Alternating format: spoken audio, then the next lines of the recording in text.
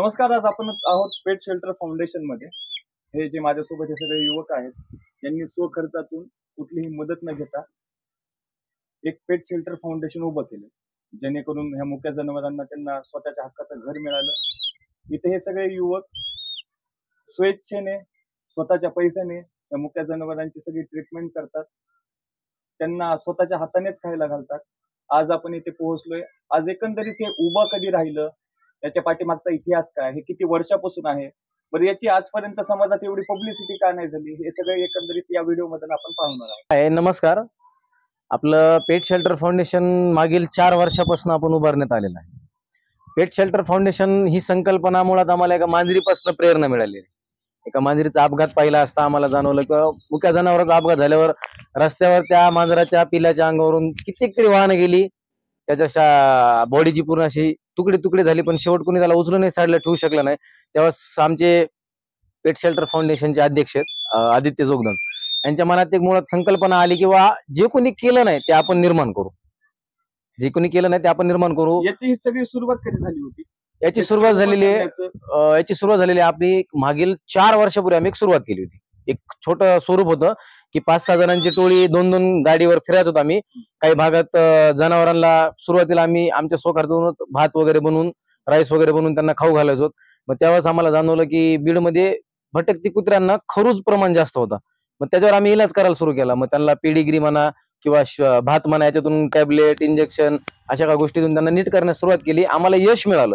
आमचा सर्वात पहिला मेन पॉईंट होता बस स्टॉपवर कुत्री अशी एवढी मोठी कुत्री होती, भरपूर कुत्री होती, पण ती सगळी खरुजनं त्यांच्या अंगावरली पाठीवरली केस गेलेली होती. आम्ही एका कुत्र्याला ट्रीटमेंट करून पाहिले असता आम्हाला रिझल्ट एकदम मस्त मिळाला. त्याला केस आली, जनावर ओळखीची झाली. मग आम्ही तिथून पुढे सुरुवात केलं की आपण गल्ली गल्ली फिरू, प्रत्येक एक गल्ली पकडू, जिथं आपल्याला मोकट फिरणारं जनावर मिळेल त्याचा आपण सेवा करू. याला काही राजकीय नेत्यांनी काही मदत वगैरे केली असं काही नाही? कार्यकर्त्यांनी, राजकीय नेत्यांनी? कार्यकर्त्यांपासून राजकीय नेत्यांपर्यंत, राजकीय नेत्यांची ऑफिस असतील, पार्टी ऑफिस असतील, घरं असतील, इलेक्शन पिरियड मध्ये पार्टी ऑफिस नेते कॉर्नर बैठकांना यायची. आम्ही प्रत्येक वेळी जिथं जिथं होईल तिथं तिथं जाऊन आम्ही मदत मागण्याचा प्रयत्न केला, पण आम्हाला राजकीय नेत्यांकडून किंवा त्यांच्या कार्यकर्त्यांकडून कसल्याही प्रकारची मदत मिळालेली नाही. आता हा सगळा खर्च वगैरे चालतो, हा पेट शेल्टरचा कसा चालतो? हे सध्या काही आमची मंडळी आहेत, मित्र परिवारात, याच्यातून काही कॉन्ट्री निर्माण केले जाते आणि काही सहाय्यक आहात किंवा कोणी असत इच्छुक ते आपल्याला देतात काही गोष्टी. म्हणजे सध्या तरी आता सगळ्यांनी मिळून कॉन्ट्री करून जे काय आपलं स्वतःचं इन्कम असेल, इन्कम 10-15 रुपये जे काय असतील ते सगळे जमा करणं, त्याच्यातून हा खर्च चालू करणं. जर काही एखाद्याचा बर्थडे असेल, काही असेल तर त्यांनी हाताने म्हणजे स्वखर्च जर का असेल तर मग त्यांनी मदत करणं. मदतीच्या स्वरूपात आम्ही त्यांच्याकडून काय गोष्टी घेतो किंवा जे जनावराला लागतं. आपल्याकडे काय आहे, जास्त प्रमाण हे कुत्र्यांचं आहे, मांजरींचं आहे. आता आपल्याकडे अशी फिरस्ती पक्षी पण आहेत, काही पक्षी पण आहेत. मग यांना लागणारा खर्च, जसं की आपल्याकडं गायी जनावर आहेत, असे गायी आहेत, हाले आहेत, यांना लागणारी पेंड किंवा त्यांना लागणारा कडबा साहित्य, अशा गोष्टी, जनावरांना लागणारी पेडिग्री, अशा गोष्टी घेतो आम्ही. असं बाकी कुठल्या गोष्टीचा स्वीकार केला जात नाही. असे पण काही लोक आहेत समाजात की पहिल्यांदा खूप चांगलं वाटतं त्यांना एखादं पेट वगैरे सांभाळायला, पण नंतर जेव्हा ते थकले जातात, जेव्हा त्यांना कंटाळा येतो, तेव्हा ते कुठेतरी मग असं रस्त्याला वगैरे सोडून देतात. तर रस्त्यालाच न सोडण्याऐवजी जर का तुमच्याकडे आणून दिलं तर त्यांनी, ती काय आहे, घरगुती जनावर आहे, घरगुती पाळीव प्राणी आहे. जरी त्यांनी आमच्याकडे आणून सोडला, आता जर म्हातारपणा जर तो आणून सोडतोय त्या जनावराला, तो किती दिवस जगल आणि कसा राहील, त्याच्या घराचा लळा तुटल्याच्या नंतर तो आमच्याकडे आल्यावर तो राहील का, खाईल का, पिईल का? कारण आपण त्याला बांधून तर ठेवू शकत नाही. जसं की मांजर असेल, कुत्रा असेल, या 2 प्राण्यांना बांधून ठेवू शकत नाहीत. आपण इथं मोकळच फिरायला सोडतो. मोठं पटांगण आहे, पटांगणात सोडल्याच्या नंतर जर तो राहिला तर तो राहील, जर नाही राहिला तो त्याच्या घरी जाणार आहे. एकंदरीत आता इथे सगळ्या काय काय सोयी आहेत इथे सगळ्या या जनावरांना म्हणा? जनावरांना जर पाहिलं, आपल्याकडं खाण्यापासून पिण्यापर्यंत त्यांच्या पूर्ण हॉस्पिटलायझेशनच्या गोष्टी, जसं की जर त्यांना इंजेक्टेबल लागल्यास, जर समजा त्यांना सलाईन वगैरे जरी देण्याची गरज पडली तर आपण इथे त्यांच्यावर उपचार करू शकतो, त्यांना सलाईन देऊ शकतो. याच्या पलीकडे आपल्याकडे डॉक्टर आहेत. डॉक्टरच्या 2-3 प्रकारच्या टीम आहेत. त्या डॉक्टरच्या 2-3 टीम काय करतात, जसं की आपल्याला जर कुठल्या पेशंट एकदम सिरियस ह्याच्यातच गावाला, जसं की ऍक्सिडेंट झालेला आहे, हाडच तुटलंय, पाय तुटलेला आहे, आपण त्याचं ऑपरेट देखील इथं करू शकतो, आपण ऑपरेशन देखील करू शकतो. एवढ्या सोयी सुद्धा आपल्याकडे सध्या उपलब्ध आहेत. हे डॉक्टर वगैरे सगळे हे येतात आता पेट शेल्टर मध्ये, हे काही निशुल्क सेवा घेतात की पैसे वगैरे? नाही, सध्या तरी निशुल्कच आहेत. आपल्याकडे कुठल्याही जे येतात, जे काही डॉक्टर मंडळी आपल्याला जुडले, ती कुठल्याही प्रकारचं पैसे वगैरे घेत नाहीत आपल्याकडून. आपल्याला सेवाच करतात. आता इथं अजून अशा कोणत्या कोणत्या गोष्टी लागणार तुम्हाला?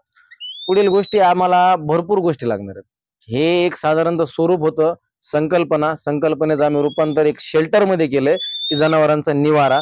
आम्हाला सगळ्यात महत्वाची गोष्ट लागते म्हणजे यांना पाळण्यासाठी अन्न, म्हणजे यांचा चारा असेल, खाण्यापिण्याच्या गोष्टी असतील. याच्या पलीकडे आम्हाला याला सगळ्यात जास्त महत्वाच्या गोष्टी लागतात, त्यांचं इंजेक्शन, मेडिकल, यांना ज्या काही गोष्टी लागतात, टॅबलेट्स. पलीकडे अजून जर पाहिलं आम्हाला तर आम्हाला मुळात काही संकल्पना काही दिवसापासून अशी आली की रस्त्यावर आम्ही मोकट जनावर म्हणजे जसे गायी असतील, बैल असतील, अशा काही जनावर पाहिलेत. आम्हाला यांच्यासाठी एक गोशाळा निर्माण करायची. गोशाळेचं एक आम्हाला सामान लागणार. सध्या हे फक्त शेड उत्पादन केलंय. या शेड मध्ये आम्ही फक्त काही जनावरांना बसण्यापुरता निवारा ठेवलाय. आम्हाला इथं गोशाळा निर्माण करायची. आतापर्यंत किती असे जनावर असतील तुम्ही रेस्क्यू केले? साधारणतः मागील 4 वर्षामध्ये सर एक 500-600 जनावर आरामात असतील. आणि या जनावरांपैकी असं काही भेदभाव नाहीये की फक्त क्रूरतेच असावे किंवा नाही काही? नाही कोणताही मुका प्राणी असा कुठलाही मुका प्राणी, रस्त्यावरला फिरणारा कुठलाही मुका प्राणी, जसं की माणूस हा बेघर असतो, बेघर माणसाला कुणीही नसतं ना त्याचं घरदार असतं, तसंच या मुक्या प्राण्यांना, रस्त्यावर भटकणाऱ्या प्राण्यांना कुणी नाही, त्याचं बीडमध्ये आम्ही पेट शेल्टर फाउंडेशन उभा आहे मोकाट प्राण्यासाठी. कधी पण लोकांना काय सांगणार? लोकांना फक्त एक सांगणं किंवा आपल्या दारात जर कुठला मुका प्राणी जर तो तुमचा पाळीव नसेल, रस्त्यावरनं फिरणारा असेल, जर दारात येत असेल, तर आपली मराठी संस्कृती काय सांगते, दारात आलेल्याला भुकेजलेला बगर अन्नाचं जाऊ देऊ नये आणि तहानलेल्याला बगर पाणी पिल्याचं जाऊ देऊ नये. जनावर जर दारात आलंच, तुमच्या जण होईल त्या परीनं घरामध्ये आपल्या शिळे भाकरीचे तुकडे असतात, तुम्ही त्याला भाकर टाका आणि पाणी चारा. आणि झालंच तर तुम्ही एकदा आमच्या पेट शेल्टर फाउंडेशनला भेट द्या. भेट दिल्यानंतर तुम्ही पहा की आम्ही मुक्या प्राण्यांसाठी काय करतो, कसं करतो. जर तुम्हाला कुठं बीड शहरात कधी कुठला मुका प्राणी जखमी अवस्थेत आढळत असेल किंवा असा पडलेला आढळत असेल, मग तो कुठलाही मुका प्राणी असो, तो वन्य प्राणी सुद्धा असं नका, वन्यातून भटकून बीड शहरात फिरतोय असा जरी प्राणी तुम्हाला आढळला तर तुम्ही पेट शेल्टर फाउंडेशनशी संपर्क करा. तुम्ही संपर्क केल्याच्या तुरंत तात्काळ तुम्हाला आम्ही त्याबद्दल योग्य ती टीम पाठवून त्याच्यावर आम्ही काम करून घेऊ. आपण पाहू शकतो हातावर मी खूप वेळ झाला पाहतोय एक घार आहे. ही घार नेमकं भेटली कुठे? हिचा एक छोटासा इतिहास आहे. काय झालेलं, आम्हाला फोन आला की नवीन मोंडा सर्कल मध्ये एका दुकानीच्या शेटरच्या कोपऱ्यामध्ये घारीचं पिल्लू पडलेलं आहे, त्याला ओढता येत नाहीये आणि ते पिल्लू काय आम्हाला जवळ येत नाहीये. मग आम्ही गेलो, रेस्क्यू केलं, त्याला घेऊन आलो. घेऊन आल्याच्या नंतर आम्हाला वाटलं पिल्लू उडता येत नसेल, पण त्याला साधारणतः नॉर्मल उडता येतं, एक 10 फुटापर्यंत उडू शकतं सध्या. त्याला घेऊन आलो, सांभाळलं. ते असं फिरतं, ओपन असतं, त्याला आम्ही बंदिस्त ठेवत नाही जास्त, फक्त कोणी नेऊ नये म्हणून त्याला एका जागेवर बांधून ठेवतो म्हणजे पिंजऱ्यात ठेवतो किंवा कोणी घेऊन जाऊ नये म्हणून. तर त्याला जीव लागलाय. त्याला किती जरी सोडण्याचा प्रयत्न केला ते सध्या उडत नाही. ती किती महिन्यापासून आहे तुमच्यासोबत? 1-2 महिने झालं हे आमच्यासोबत फिरतंय. काय नाव काय ठेवलंय? याचं नाव ठेवलंय सगुना. तिला खायला वगैरे काय देता? याला खायला साधारणतः इथला बाहेर जात आहेच, पण याला शेवटी हा एक बंदिस्त प्राणी नसून हा उंच झेप घेणारा प्राणी आहे. याला जर आमच्याकडनं मिळतं तसं आम्ही त्याचा जो चारा आहे तो आम्ही त्याला चारतो. एकंदरीत पाहिलं तर खूप चांगली संकल्पना आहे खरंच. आणि खरंच माझी इच्छा आहे की बीड शहरातील जे नागरिक आहेत, बीड जिल्ह्यातील जे नागरिक आहेत, त्यांनी माणसांचा माणूस पण ही जपावंच, माणसांनाही मदत करावी. पण या मुक्या प्राण्यांना पहिली गोष्ट तर असं आहे की यांना बोलताच येत नाही. आपण ऍटलीस्ट सांगू शकतो की मला ताप आलाय, माझं दुखतंय, पण यांना काही सांगता येत नाही. आणि माझी खूप कळकळीची विनंती आहे, मी एक अॅनिमल लव्हर आहे म्हणून खरंच कळकळीची विनंती करतो शहरवासियांना, जिल्ह्यातल्या नागरिकांना, की कधीही कुत्रं जर का कोणत्याही दारात आलं, कोणतंही मुक जनावर आलं तर खायला देत नसाल ना तर अजिबात देऊ नका, पण ऍटलीस्ट त्यांना मारू तरी नका. एवढी खरंच कळकळीची विनंती करतो. आणि जर का कधी असं मी लिंक बॉक्स मध्ये यांचा नंबर सेंड करेल, जर का खरंच कुठे काही असे आढळले मुके प्राणी ते खूप तडफडत आहेत, कंडिशनच नाहीये, तर त्यांना नक्की संपर्क साधा.